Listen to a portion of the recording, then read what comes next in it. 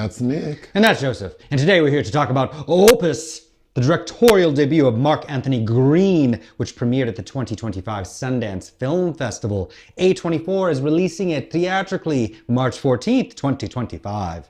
Directorial debut. What is Opus about?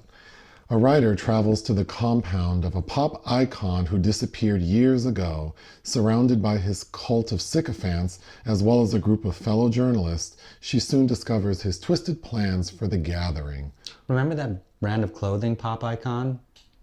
Oh, yeah, actually. 2002. What's your pull quote? A muddled mishmash of cult tropes and contemporary genre narratives, all comparatively done better elsewhere, Opus is an aggravating cacophony of confused ideas, which amounts to nothing more than a half-assed mutation of a Jonestown Scientology massacre led by a poorly defined pop icon who feels like Elton John as resurrected by Giorgio Moroder. Wow. Mine. A few interesting flourishes aren't enough to save this series of unfortunate events from feeling tedious and pretentious. I was so surprised at how much I did not like this film. I was holding my breath for 45 minutes waiting for it to give me what I needed. To kick it up a notch, yeah. But yeah, this is there's a lot going on that feels familiar, but not done as well, like you said. I think I read somebody else did this better on Letterboxd, but the title should have been Blink Twice if you don't like the menu during Midsummer when you're with the Wicker Man. Yeah, exactly. So there is a lot going on, not all of which I think makes sense, but the basic story is that John Malkovich plays a character named Alfred Moretti, who's like an Elton John type pop star, like he's at that level. However, he sort of retired 30 years ago and hasn't really been seen or heard of since. But one day, he sends out invitations to a very small group of journalists to join him at his expansive compound somewhere in Utah for a listening party. And which I guess he used to do back in the day, as Murray Bartlett tells us. So the journalists we focus on are Juliette Lewis, Murray Bartlett, two other people whose names I don't even know because they really don't do anything. There's Bianca and Emily and Bill, paparazzi, social influencer, and another journalist who is like a nemesis of Moretti. And then the main journalist is Edebiri, who is like an underling of Murray Bartlett's. She's a novice to her craft. So immediately we know something is weird because why did she get the invite? Why does she get the invite? And there were only, 6 people in attendance? I think they should have played that up a lot more, especially with her colleagues in the office who did not get invited, who are more notable. But they all arrive at this compound and we see that there is a cult. And things are kind of strange, but ultimately the purpose of this event is John Malkovich kills everyone, all the journalists, except Io. And he does that because he wants to bring attention to the cult he's a member of. It's very unclear to me if he started the cult or he's just like Tom Cruise in Scientology. But he says that he did this, which we can get into more detail, because he wanted to bring some shine to this cult. And he knew that Io's character, who's like this novice journalist, would be able to tell this story effectively. So that's it. Yeah. We fast forward 2 years and see that Io's character wrote a very popular book about her experience at the compound during the listening party. And then John Malkovich's publicist or assistant contacts Io and says, hey, he wants to do an interview from prison. So she goes, and of course she wants to know why. Why did you do this? He tells her to get attention for the cult. Well, why did you choose me? Well, because I knew you would paint a favorable picture of me. We could manipulate you in your platform. That's it. Yeah, basically that's it. And the very last scene is Ariel about to go on some major talk show to promote her book, and she notices that the interviewer has something signifying that she's part of this cult, which are called the Levelists. Levelists. I feel like we needed a Sierra cameo with Level Up. But that reminded me of the look that Io has on her face is the sentiment I think Oprah had when she gave those was it Klan members. She did a special on them in the 80s, and she decided she'd never do something like that again because she was instrumental in spreading their message. Oh, I don't even know where to begin. What did I like?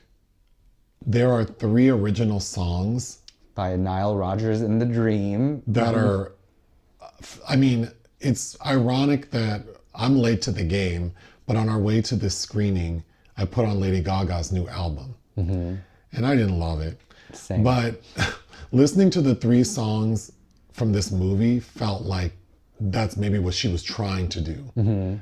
I really liked the music in this movie. Including the score by Danny Bensi and Sandra Jurians, who are always usually pretty good too. We've reviewed Io Edebiri in other films, and I liked her. I think she's really funny. Yes. I did not care for her in this movie. I felt like this is kind of her dramatic coming out, and she was trying to resist her natural tendencies. Well, I was trying to go with what I liked, and then I fell off the rails. But that's because that's kind of all I really liked was the music. John Malkovich is being John Malkovich, is too much Malkovich, actually. I kept thinking who would have been better in this role? And I think you said it perfectly. I think Christopher Walken would have been perfect. Yeah, he'd be my number 1 pick for something like this. And I had Ernie Hudson stuck in my head because he can be sinister and elegant as well. And I think given the opportunity, he could get into the physicality of it too. But I think John Malkovich as Moretti is taking it very seriously, but then his character is supposed to be flamboyant. But we really only see that with his fashion, but then not really. And his Sybil Shepherd gloves that he's wearing. Yeah, it feels like that entire performance to me feels like it needed to be camped up like 2 notches for it to be like, mwah. Because Malkovich has a very particular speech pattern that very easily sounds pretentious, and almost every line he says in this was making me cringe. Like, it just didn't seem fun. Well, let's keep going with that, because the first time we see him is when everyone arrives to the compound, and then there's a lot of build up to meeting him, which was exciting for me. And then he comes out to this big dining room, and he tells this like 4-minute story about Muhammad Ali and Chuck Norris backstage at one of Moretti's concerts, and they're like trying to out alpha each other by killing mosquitoes, that I found so unfunny, overly long. And it just, I mean, there weren't that many people in the screening we were in. One person thought it was funny, but I just thought it was like, oh, that vibe of Moretti was what we got the entire movie. Yeah. Like, you're taking yourself really seriously. There's not a lot of fun.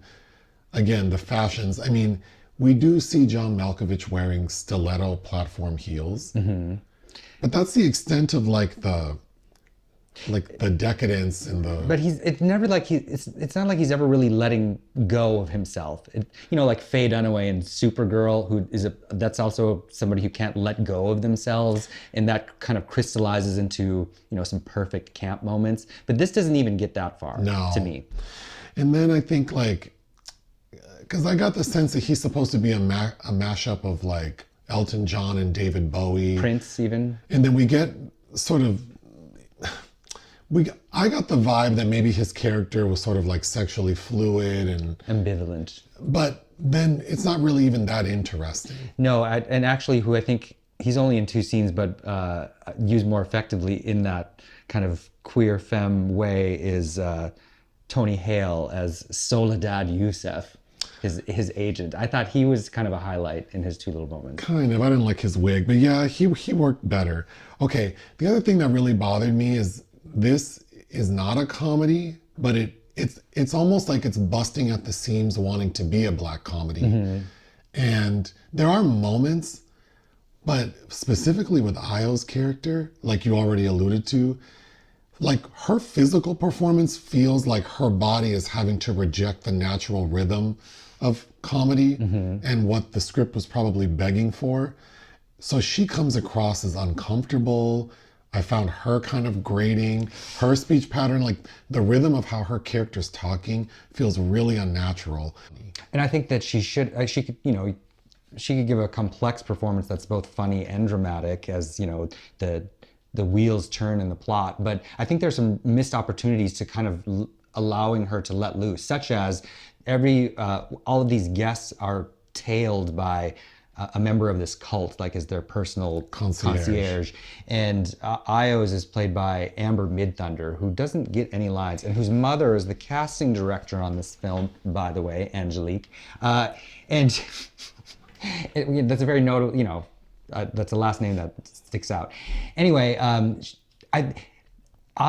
Ariel goes for a jog the first morning she's there, and it's clear that they are not going to be allowed to be left alone. So Amber Midthunder has to run behind her. And I thought that was a missed opportunity. That could have been like a Chaplin-esque silent film physical comedy moment. That right, the choices that are made, because they're not making it funny, it felt kind of awkward, and then it doesn't really make sense because later on in the film, when Io sort of breaks out of her room, like evades her chaperone, none of the cult members blink an eye at her. Yeah.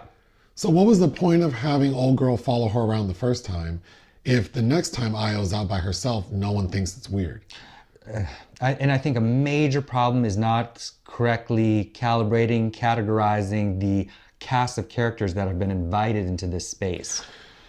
So Juliette Lewis is supposed to be this sexy TV host, and I just thought that she was not well cast. And I like her a lot. I love Juliette Lewis. But it's like she just doesn't fit what I think that character is supposed to be. No, and she's mugging for the camera. Like she's in her character and she is giving what she can, but I think she's very limited. Same with Murray Bartlett, who I think has nothing to do. Okay, well, but getting back to Juliette, I just thought she looked uncomfortable. They try to like doll her up because they have a very strict schedule for the weekend, and one of the events is called the fashioning, which we'll get back to, but they all get dolled up, and I felt like even like the styling of Juliette just wasn't favorable, and I don't know why they're highlighting that she's this sexy TV host. Right, and it tries to kind of have a slow build about how we in certain arenas kind of allow, because we want to be a part of their kind of like our obsession with celebrity, like we will allow certain behaviors to be normalized or not act according to how we really feel, and that it starts out in very small ways, kind of like slipping into fascism, and it starts out with everybody having to share at dinner. They have to all bite from the same loaf of bread, and then there's a really awkward moment with the shaving of pubic hair, and then it just goes wild. Yeah, I thought that moment with the bread, because I guess they have a tradition where before they all have dinner, they all take a big round of bread and everyone bites into it. And by the time Io's character gets it, it's like pretty wet from everyone biting it, and it's just so gross. And then she feels obligated to bite it. I found her character so frustrating because she's so meek. I don't know. I don't understand why she felt that way, because getting back to Murray Bartlett, his character is supposed to be like he doesn't want to give her any opportunities because she was invited to this listening party, but immediately on the bus ride over, because they're flown in on a private plane, and then from the landing strip to Moretti's compound is a 4-hour drive. So while they're on the bus, Murray Bartlett's character is telling Io like, oh, well, you're going to just take notes. I'm going to be the lead. Of course, it's my article. I'm going to write it. All the interesting things are going to be in my article that you're just going to help me with from the sidelines. So at first you think, oh, he's like an opportunist and a D-bag. But then the way the character is portrayed and characterized, he's really not that. Because Juliette Lewis's character says, oh, Murray's, if there's a story to be told, he'll let you tell it. Like, I just didn't understand that character. He didn't seem cutthroat enough. Yeah. He just seemed kind of like clueless. I agree. So what was the point of that character? Then Emily, the influencer, why does Moretti have a vendetta against her? She looks like she wasn't even born when he was popping. So why does he bring her there to kill her? Well, come to find that there were all these slights that each of these people had that he took. I know, but he had an issue with. But it just, well, then the other lady, the paparazzi, apparently one time she took an unflattering photo of him. And then the other guy, the first one to be killed, Bill, we find out that they're arch enemies because Bill made fun of Moretti's taxidermied, like, Doberman Pinscher. And again, you would think that would be funny. Which doesn't even seem that scandalous. No, but it's all just delivered in such a dry, matter-of-fact way that there's a gag twice about this rumor, it's very Michael Jackson, that Moretti bought Freddie Mercury's teeth. Which is funny. It's funny, but then they don't do anything. I was fully expecting Moretti to come out one evening with like Freddie Mercury's chompers in. And that was a courtesy of a cameo from Bill Burr. But he never does it. Yeah, it just feels like a lost opportunity in a lot of ways. And then they even have that, it feels like they just couldn't get the same concept from Midsummer out of their heads where there's this separate tent far away from everything else that is a metaphor for what these rituals are that the cult is engaged with, which include shucking oysters. They're in the middle of Utah, shucking oysters to find pearls, and all of them have cut up scars on their hands because of that. That was so pointless to me because for the first like 20, 30 minutes that they're on the compound, Io keeps noticing that everyone has scars on their hands. So you think, ooh, what's happening? Oh, they're shucking oysters and cutting themselves. Why are they doing that? They want pearls. Pearls signify that, I even forgot what they signify, but there's like a message behind it that this cult sort of follows. And so that's why they all devote so much time to it. Well, the trials and tribulations of getting life's pearls, the rewards. But then that's sort of it. Like, we don't really revisit that. While we were talking about it, I just thought that the film also kind of reminds me of Charlie and the Chocolate Factory. Like, all these people with the golden ticket are invited, and everybody but the innocents, i.e. Charlie, is the one that succeeds. Another thing that gets brought up more than once is when Moretti was popping back in the day, he was known as the Wizard of Wiggle. And we even see a bobblehead, and it's mentioned more than twice. And I just feel like we don't ever see John Malkovich wiggle. Well, if you're gonna, he does perform once. There's like an art installation performance. Which you didn't like. I did like it. I strongly disliked that. But it was because of the song. The song is fine, but all the visuals going on with John Malkovich whirling around with these dancing in front of not really wiggling. I didn't like it. I thought it was terrible. You know what it reminded me of? It felt like something Kanye West would do. Yeah. Which is not something I would enjoy, but I think because I really like the song. But I will agree, it's like like John Malkovich as this man doesn't read like he would have been this pop icon 30 years prior. No, and definitely not now. But I think there should have been all these red flags to this group of people that this person he's going to stage a big comeback and he can barely move, or like there should have been all these weird signals that are kind of building tension, because as it stands, there really is none. So the comeback album is called Caesar's Revenge. It's his 18th studio album, and we find out he calls it Caesar's Revenge because he talks about when he learned how, like when Caesar was kidnapped and how he was able to get out of it. And basically the message is that even when a god is in like company of peasants, they will still act like a god. Because when Caesar, like when he found out his ransom was the same as everyone else who had been kidnapped, like normal people, he demanded that his ransom be increased. So I took that as meaning that Moretti is mad that critics are judging him when they could never do what he does, which I find ironic because now I'm critiquing a movie I didn't like. But I just feel like someone at that level isn't really paying attention to some of the people at their level. And that made me think of the Caesar reference, beware the Io of March. Oh, well, so there's a woman who's part of the cult named Rachel, and she's the one who gets Io together. So that's called the fashioning, where everyone gets dolled up. And Io is told that anyone who meets Moretti, like one-on-one, they have to have trimmed pubic hair. And that's everyone. Any dignitary, celebrity, anyone who's ever met him had to do this. Which I found weird because they had already met his ass at dinner the night before. Exactly. So why do they have to do it the second time? And I feel like in a post-Me Too world, there would be a little more pause, I think, than what is happening here. But then I thought, oh, this is an opportunity for humor, but there is none. It's just very matter of fact. Io lets this woman do it very easily. As do her cohorts. And again, that's, I think, the buildup of the smaller things that we allow that are uncomfortable or inappropriate. But I think that commentary, I mean, it's just like they're dropping these little things that I guess they want us to pick up and put in our pocket and save for later to then make a story in our own mind. Like after we leave the theater, I don't like that. I was intrigued by the blue lobster. Yes, but I totally missed the best part of the movie. Besides the music, towards the end of the film, That is the best part of the film. Io gets freaked out because she sees that they have like a barn filled with like bloody utensils and they're doing weird stuff in there. And as the audience, we see that Bill, the first guy to get killed, his decapitated body is in there. Io doesn't see that, but she's freaked out enough that she tries to leave. So when she tries, of course, Moretti is saying like, well, I'm very upset that something might have happened to you, and so I don't want you to feel uncomfortable. I can get you out of here in like 40 minutes once the bus comes back.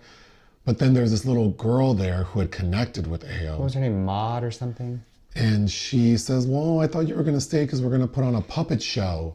That would not work on me. No, And girl. this lady says, okay, I'll do it as long as I can sit by the exit. This puppet show is on the level of that movie with the sewer boys. Dick's the movie. Right? The sewer boys.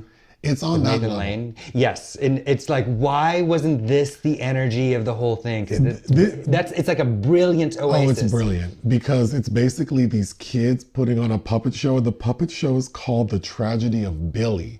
So it's like, oh, well, what's Billy? Child, it's Billie Holiday. And it's these rats, like taxidermied rats That are members of the press that look really creepy and are members of the press. hounding Billie Holiday. And they're asking her, like, are you still on that smack? And like, but it's kids doing it. Yeah. That's brilliant. It was, and you know who Billy was voiced by? No. Rosario Dawson. Oh my gosh. That is by far the best part of this movie. And I think that's going to be one of the most memorable scenes of 2025 for me. But then in this, Whomever wrote that sequence, well, I'm assuming Mark Anthony, he was credited with the screenplay, so assuming that part as well. But it's like, that is the weirdness and the strangeness. and the satire and to lean into. the darkness that I wanted. But yeah, then everything goes left because the remaining members of the press who are there, which is everyone except Bill and Emily, Ao is sitting, they're all sitting on beanbags, and then Ao realizes that there's like someone inside the beanbag, and it's Emily. And then they're like, oh, whatever substance she took is making her insides expand. Then who put her in the beanbag? Well, who put her in the beanbag? What did they give her? Why is it only her face that's exploding?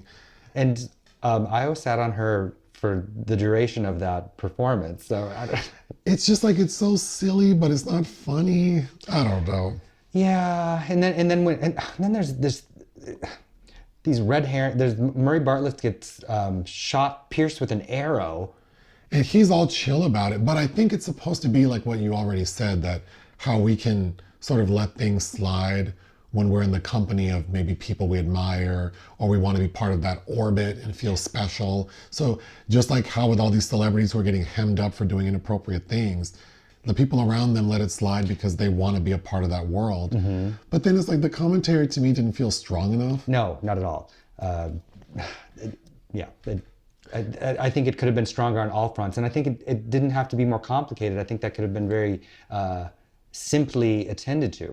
Something that bothered me is that final scene during the Tragedy of Billy puppet show when everything goes left. Juliette Lewis tries to run away, and one of the cult members grabs her, and they drag her across the floor by her hair, and it rips her scalp off. Yeah. That doesn't make sense to me. No. Then we have Ao, who we learn early on, like, am I saying her name wrong? Io, sorry, that she likes to run. So we get a scene with her running, trying to escape the people. And then ultimately she gets captured. And the woman, Rachel, who had dressed her and shaved her pubic hair, helps her escape. And at first it's like, why is this woman helping her? But then in the end we realize that it was the plan for her to escape all along so she could tell the story. Well, but it's weird because we spend time watching Ariel she's being interviewed about why did you think that cult member let you go, and she can't even speculate why. And I was like, was kind of the only other prominent black woman there. Do you think maybe like?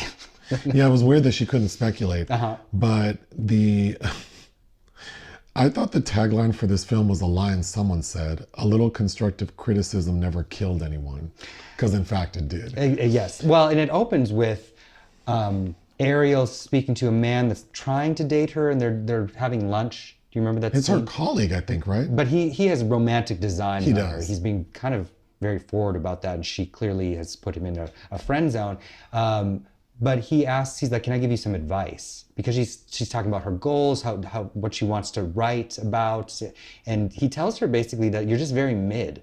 You're not too poor, you're not too rich, you have no life experience. You're only 27, and again, I think I was very hopeful about where this film was going and what that would mean. But I don't think, knowing that information ahead of time, where Ariel ends up, we don't really learn anything new about her, how she's maybe applied that to herself. Oh, the other thing I didn't mention that bothered me is there are hundreds of members to this cult at the compound. And when everything goes left and Ao escapes, she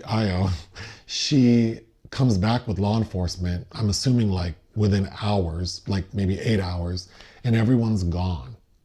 And so for 2 years now, the world has been speculating like what happened to these hundreds of cult members.